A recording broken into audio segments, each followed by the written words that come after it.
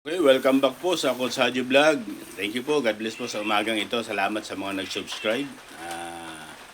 At sobrang na-appreciate ko po. Thank you sa mga bagong subscriber po. Salamat po. Sa mga hindi pa po nagsusubscribe, subscribe na po kayo po. Kung mabigat naman po kahit na yung like na lang po. Okay na po, masaya na po ako dyan at na-appreciate ko na po. God bless po sa inyong lahat. Shoutout ko lang po pala yung mga mga kaibigan natin na yung mga okay. Sa pangunguna po ng ating si CJ Armstrong. Sinashoutout ko nga pala si CJ Armstrong. Tapos si Dread Mills 5. Shoutout po, bro. Tapos si whoever sana name. Yan. Tapos si Rafael Cesar. Shoutout. Shoutout, bro. Thank you. God bless sa'yo sa mga ganyan. Tapos si Aquilino Jr. Juanites. Aquilino Jr. Juanites. Shout out. Tapos si Eliseo Diaz. Shout out. Si Lourdes Gamoso. Jaime Love. Shout out. Jaime Love. Tapos si Noli Pangilinan ng Kuwait. Ng Dubai pala. Sorry. Ng Dubai. Tapos yung mga taga Qatar na nag-views at saka nag-like at nag-comment at nag-subscribe din. Hindi ko lang nakuha yung buong pangalan. Okay, mga taga Qatar. Binabati ko po kayo lahat at salamat po sa mga nag-subscribe at nanood doon sa video natin nung itong nakarang isang araw lang ng pagitan. Okay. Okay, salamat at sana almusal muna tayo. May dala akong almusal. Ito yung ang tawag nito. Yung sinangag. Okay. Tapos may kasamang kape. Okay, sarap. Almusal tayo. Magandang umaga po sa inyo lahat. Ganon din po sa mga iba't ibang uri ng dako, kung ano man ang kulturang mayroon po kayo. Kung gabi, magandang gabi po. Kung umaga naman, magandang umaga. Kung tanghali, magandang tanghali. Okay, be. Ang tatalakayin natin at bibigyan natin ng reaction tungkol sa yung kinall out sila ng BP Sara doon sa hamon na magpa-test nila sa utak. Kinall out sila, and then kaya lang may bawi ang BP Sara. Sige, dalawang siya. Diba? Drug test at saka doon sa kanyang tinatawag na sa pag-examine kung nararapat ba yung utak. Okay. Yun ang hamon niya, dalawa pa nga siya. Sa kanila, isa lang. Ano yun? Drug test lang. Diba?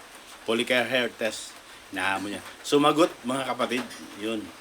May sumagot si Congressman Ortega ng La Union. Ito, bigyan natin ng reaction yung sagot niya. Nakakatuwa kasi. Diba?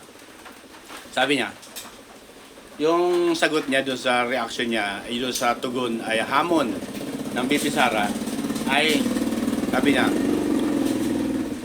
wag nang baka magpatong-patong yung mga tinatawag na challenge, iniwasan na rin. Sabi niya, hindi. Kayo nagsimula di ba? Ba't hindi kayo tumugon sa hamon? At wala naman daw problema, sabi ni Congressman Ortega. Walang problema.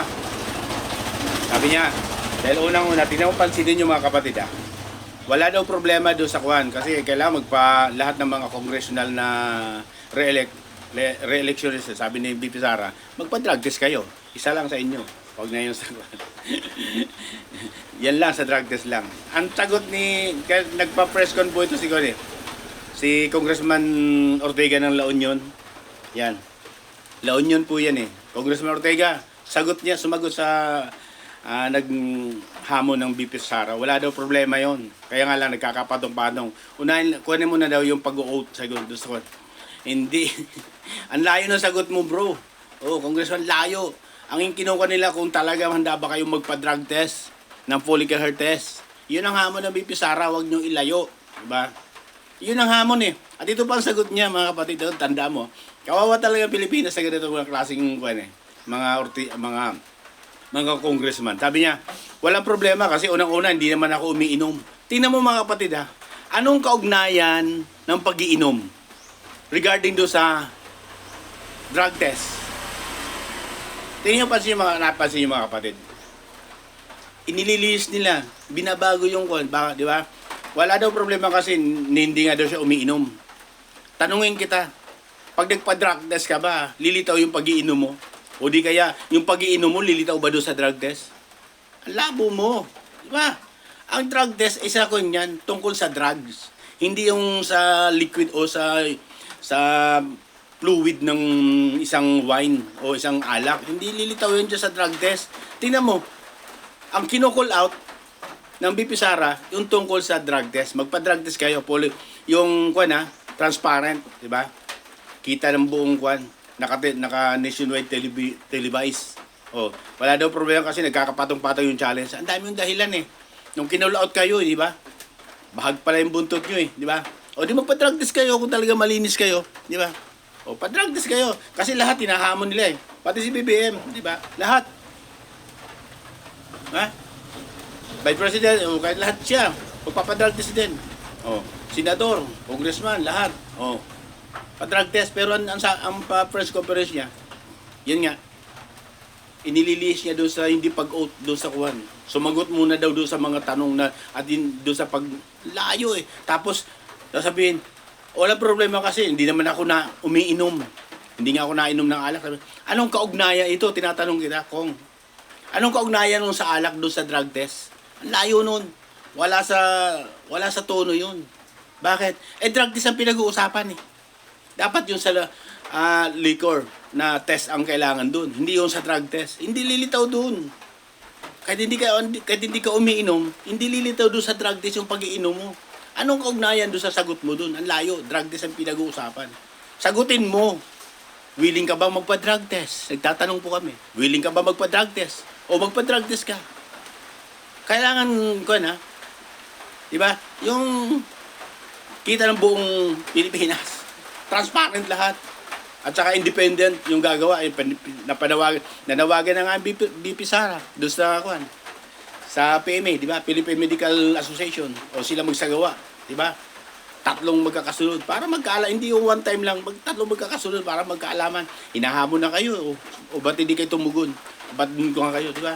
O si Sandra Marcos. O ano ang sinasabi mo? Pa-drug test ka. O hamon nila yan eh. O kayo nagsimula ng hamon eh. Nung kinall out kayo. O ba't bagang buntot nyo? Anong dahilan? Nagtatanong po ha. Ba't ayaw mo pa drug test? May tinatago po ba kayo? Ganun lang. At saka ito pa, segue lang tayo. Base po, allegedly. Base doon sa nagbigay sa akin ng information. Di ba? Na ewan ko, kababayan mo ba to? O taga La Union. Meron ka daw flood control. Di ba? Na nagkakahalaga ng 861 million. Nasaan yung flood control na yan? Ano na ngayon? Bumabaha na. Diba? Meron mo ba kayo pakikita ang flood control? Nagtatanong po ha. Pakita nyo po. Ginastosan niya ng ganun ng gobyerno ng sambayan ng Pilipino. Sa panahon ngayon, nasa na yung pinagyayabang nyo na flood control? Binabaha yung Kabikulan. Di ba? Anong sagot doon sa press conference ng BBM? Paghandaan. Kailangan ko Panginoon ko. Yung bagyo po kasi 3 days before, alam na natin yan kasi kaya nga tayo may pag-asa. Tapos ngayon lang maganda daw. Ay doon sa press conference, nandiyan na yung baha. Di ba napapacheck po kayo? Napapak-check po kayo regarding sa pinagyayabang nyo na 5,500 na flood control. Nasaan yan? Sa Kabikulan, tinatawagan na si Kuan. Saldico. Ang laki ng project na sa flood control. Nasaan? Ba't ganyan pa rin ang inabot ng buong Bicol? Di ba? Bahang-baha, mga kapatid. Nakita nyo, inaalod yung isang bahay. O nasaan yung flood control? Kung talagang malilinis kayo. Di ba? Pakita kayo ng resibo. Kasi kung kayo resolution 10 lang po kayo, di ba? Certification lang. Okay na. Wala nang resibo. Samantala yun sa BP Sara, sa COA, detalyado. Nagbigay na ng pahayag ang COA. Hindi pa rin kayo naniniwala. Pero kayo, wala kayong binibigay ng resibo. Saan kami maniniwala? Sa nagbibigay ng resibo o sa walang resibo? Common sense lang po yun. Diba? Ganun lang kasimple. Sandali lang bubuksan ko lang yung ilaw.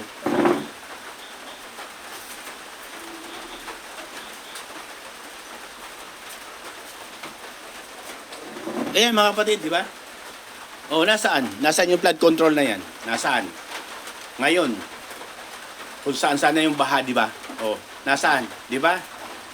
Alam niyo mga kapatid, ito, sinisingil na sila ng kalikasan sa kanilang mga kasinungalingan. Yan. Sinisingil na kayo ng kalikasan ng taas para maihayag yung mga sinasabi yung lahat kasinungalingan. Nasaan yung 5,500 flood control na ngayon ay talagang ninaragasan ng baha ang Kabikulan, na bahagi ng ibang Kabikulan dyan. Sa Albay, yan, sa Kamsor, binaba na saan? Saldico, di ba? Congressman Saldico, nasaan yung flood control na project na binuhusan mo dyan? Nasaan yan? Ihayag mo, pakita mo sa amin. Para naman kami maniwala kung talagang mayroon ng flood control. Kami po nagtatanong po Nagtatanong po kami. Bilang mamamayan, karapatan namin magtanong sa inyo, nasaan yung flood control? Maging yung mga kababayan natin Bicolano, itinatanong ka na, nasaan yung flood control? Ba't ganyan pa rin katindi ang baha? Diba? O. Diba? Yun. Balik tayo yung kikuhan. Si Congressman Ortega. O, hinamon ka na. Sumagot-sagot ka, wala ka rin pala. Wala ka rin palang yagbuls eh. Buti pa yung Vice President, kahit babae, may yagbuls yan. Palaban yan. O. Mag-aasta kayo ng ganyan ng salita, hindi nyo pala kayang panindigan. Di ba? Ayan. 2 test pa sa kanya. Sa inyo, 1 lang. Drug test lang. Polycarher, ha? Yung talagang ko, independent, ha? Walang mikos-mikos, ha? Oh. Walang mikos-mikos sa drug test. Yun ang gusto niya ng ating Vice Presidente. Oh. At hindi pwedeng umabot ng 3 buwan. Magkiklear na kayo. Ngayon na, sabi ni Vice Presidente, Vice President Inday Sara, ngayon na. Yan ang sinasabi ko sa inyo. Nananahimik yung tao, ginising-gising nyo. Diba? Ngayon na sinasagot na kayo, niraragasan na kayo ng Vice Presidente. Ayun, nag-iyakan kayo. Iyakin kayo, di ba? Ayan, niraragasan na kayo. Ito yung sinatawag, di ba, Christine, yung bagyong Christine. Ito ang isa sa mga raragasa sa inyo. Super Inday. Yan, malakas na bagyo yan. Super Inday. Hindi na siya mananahimik, mga kapatid. Mga alagad ni Tambaluslos, hindi na siya mananahimik. Binigyan kayo ng hinabaan niya yung pasensya sa inyo, pero ginanyo nyo pa rin, di ba? Kaya sana, tandaan nyo, Super Inday yan. Yung raragasa sa inyo. Yari kayo, sabi ko. Di ba? Super Inday. Ang pupuksa. Super Inday. Ang pupuksa sa mga crocs ng SOR. Super Inday. Yan na. Ito, bagyo. Christine. Nalulungkot kami. Bakit? Ang dami na biktima. Ang daming nabiktima ng bagyong to. Na yung sa press conference ng BBM, ano ang gagawin natin? Diyos ko po, weak leader talaga. Hindi alam kung anong gagawin. Alam naman natin ang bagyo, mga kapatid. 4 days before, alam na ng Pag-asa yan. Dapat bago dumating yung bagyo, naghahanda na kayo. Hindi, sa press conference, saka lang magsasabi, maghanda. Ano na? Diba? Anong klase, diba? Ibang klase talaga yung leader, diba? Kung saan yun yung bagyo, saka lang maghahanda. Hindi na, panood nyo yan. Maghanda dito kasi hindi natin kontrolado yung pagdating ng bagyo na to. Diba? Tingnan mo, ngayon lang sila yung sa press conference, saka lang sila naghahanda. Samantalang ang bagyo, 4 days before, alam na ng Pag-asa na may parating kung saan yung direksyon. Di dapat 3 days before, naghahanda na kayo. Dahil dadaan yan Maliba, mas maganda yung nakapaghanda. Kung lumihis man dyan, di salamat, walang nabiktima. Pero nakapaghanda kayo. Hindi Inatasan niya lang doon sa press conference, sa command nila doon, nung mag-press conference. Saka lang, tayo ang sipaghanda. Rumaraga sana ang bagyo. Yun ang matindi dyan. Rumaraga sana yung baha. Saka lang siya maghahanda. Diba? Ano masasabi natin doon? Tama. Weak leader nga. Nakakalungkot mga kapatid, diba? Yung ganito mga bagay na kuwan. Iyan ang mga tindi dyan. Ang kasinungalingan, Yan, pinapack-check yan. Napapacheck na kayo ng taas. Ipamulat natin na yung mga sinasabi na kasinungalingan lahat. Ayan, binaha. Natutuwa ba kami na marami na biktima? Hindi, nalulungkot po kami. Biktima rin po kami ng baha, di ba? Nagbibiktima, kaya nakakalungkot. Ang hindi maganda rito yung mga namumuno sa atin. Di ba? Nasaan yung mga ginastos nyo sa flood control? Hindi naman sila na biktima eh. Bakit? Ay, ang gaganda ng bahay niya mga yan. Hindi sila na biktima. Sino na biktima? Ang taong bayan na doon sa mga party na tinatamaan ng baha. Nalulungkot kami. Sobrang nakakalungkot. Nakikisampuan po ako sa mga tinamaan ng baha. Nakakalungkot talaga. Pero, kasalanan ba namin yun? Hindi. Dahil nilaanan nga po yung flood control. 5,500 na flood control. Pero, walang makita. Di ba? 1 billion 44.44 a day ang ginastos. Araw-araw, 1 billion mahigit ang ginagastos. Pero may narinig kayo na mga malalaking stream media? Wala. Samantalang yung BP Sara, 125 million. Halos hindi sila makamove on. Eh samantalang may COA report, kompleto, maayos na ginastos. Eh paano yung flood control? Billion. 27.9 ata yan, 8 billion ang nilaan dyan. Araw-araw, billion ang ginastos. 1 billion point 44 ang ginagastos araw-araw. Pero nasaan flood control? Nandiyan pa rin yung baha. Nasaan na? Nananawagan po o nagtatanong, nasaan yung flood control? Napak-check na po kayo. Mismong ang taas ang naghayag sa inyo na yung mga sinabi nyo puro kasinungalingan. Wala naman palang flood control. Kung mayroon man, ito sinabi ng DPWH, tagpi. Ayun. Dumaan yung ayun. Binunggo raw ng barko. Yan ang matindi. Ganyan ang leader. Tapos yung, ito, Bagyong Christine. Nag-press conference sa na ganito. Tinatanong, anong gagawin natin? Maghanda tayo. Rumaraga sana sa kalang maghahanda. Binabalik ko lang ha. Rumaraga sana ang baha sa kalang maghahanda. Nakita nyo mga kapatid, nasa na yung ginastos. Nasa na yung pera sa bayan ng Pilipino na sinasabi nyo na ganito. Inihayag na kayo ng taas. Salamat at God bless sa inyong lahat. Sa umahamon, doon, na hindi raw wag daw kasi magkakapatong-patong yung challenge kung ano na. Hinahamon po kayo ng Vice President. Sumagot kayo. Kung papayag ko isang sagot lang ang dapat yung masagot doon. Payag ba kayo magpa-drug test? Hindi yung dahilan. Hindi raw umiinom. Anong kaugnayan sa pag-iinom doon sa drug test? Ang layo. Kahit umiinom ka ng alak araw-araw, magpa-drug test kaya hindi lilitaw sa drug test. Ortega, Congressman Ortega ng La Union, hindi lilitaw yun sa drug test yung liquor na ininom mo. Hindi lilitaw sa drug test yun. Kasi ang tinutumbok lang doon kung nagdodroga ka.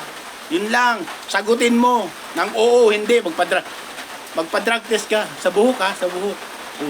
Para makita namin kung gaano ang galing mo ang galing mo magbigay ng salita na wala sa control yung pag-iisip ng Vice Presidente, di ba?